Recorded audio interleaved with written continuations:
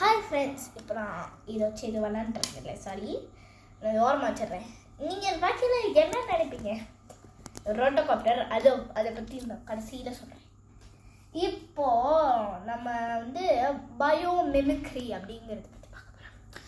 So bio அப்படின்னா life, mimicry அப்படின்னா ஒரு ஆள் ஒரு திங் ஏதோ ஒரு இதுலேருந்து நம்ம அதை பார்த்து அது செய்கிற மாதிரியே நம்ம செய்கிறது தான் மிமிக். பயோமிமிக் அப்படின்னா நம்ம இயற்கையிலேருந்து நிறைய பிரச்சனைகள் இருக்கும். அந்த பிரச்சனையை அதுவும் ஃபேஸ் பண்ணும்.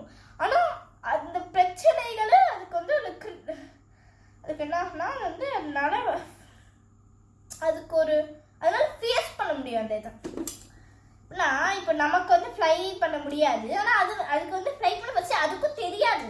ஆனால் அதுக்கு ஃப்ளை பண்ணக்கூடிய கேப்பபிலிட்டி இருக்கும்.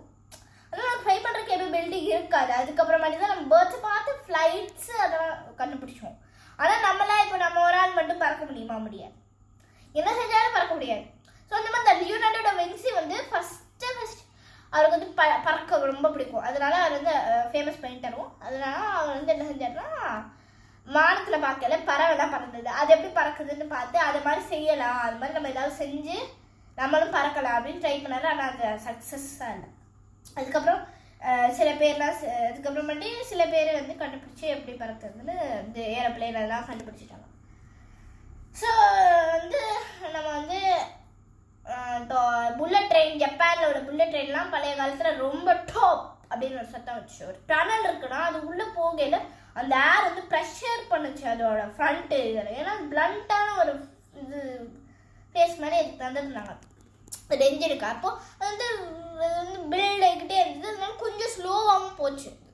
புல்லட் ட்ரெயினால வேகமாக தான் போகுங்க, ஆனால் கொஞ்சம் ஸ்லோவாச்சு. அதனால வெளியில் வர அந்த டேலண்ட்டு வெளியில் டோப் அப்படின்னு அந்த சத்தம் ஒரு கிட்டத்தட்ட ஒரு சிட்டிக்கு ஃபுல்லாக கேட்குமா டோப் அப்படின்னு.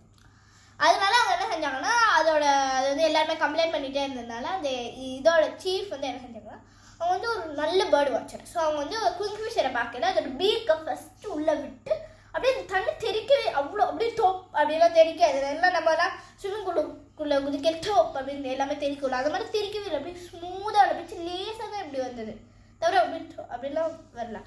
ஸோ அந்த மாதிரி அதோட அந்த புல்லட் ட்ரெயினோட இதை ஃப்ரண்ட் இதையும் அப்படியே நீளமாக ஒரு கிங்ஃபிஷரோட பீக் மாதிரி வச்சுக்கப்புறம் சத்தமும் வரல. அது கொஞ்சம் எக்ஸ்ட்ராவாகவும் ஸ்பீடாக போச்சு.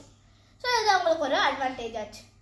ஸோ இந்த மாதிரி தான் லோட்டஸ் இதில் லோட்டஸில் ஏதோ ஒரு ஹைட்ரோஃபோபிக் அப்படின்ற ஒரு கெமிக்கல் மாதிரி ஒரு சப்ஸ்டன்ஸ் தான் அதில் இருக்கும். அது என்ன செய்யணும், டஸ்ட்டையோ தண்ணியோ அது மேலே படையில் ரோல் ஆஃப் ஆக வச்சு, அதில் அது வேக்ஸ் மாதிரி தண்ணி படையில் அது அப்படியே ஜூ ட்ராப்ஸாக நிற்கும், அப்படியே ரோல் ஆஃப் ஆகிடும். ஸோ இதுதான் நமக்கு ரியல் லைஃப் அப்ளிகேஷன். அதுக்கப்புறமேட்டு இன்னொன்று மேப்பிள் சீடு. இப்போ நம்ம கையில் சொன்னேன்னாலே இது மேப்பிள் சீடோட மிமிக்ரி, பயோ மிமிக்ரி. ஸோ இது மார்ஸ் ஹெலிகாப்டர் இல்லைன்னா ரோட்டோகாப்டர் அப்படின்னு சொல்லுவோம். அது ஆக்சுவலி மார்ஸ் ஹெலிகாப்டர் தான்.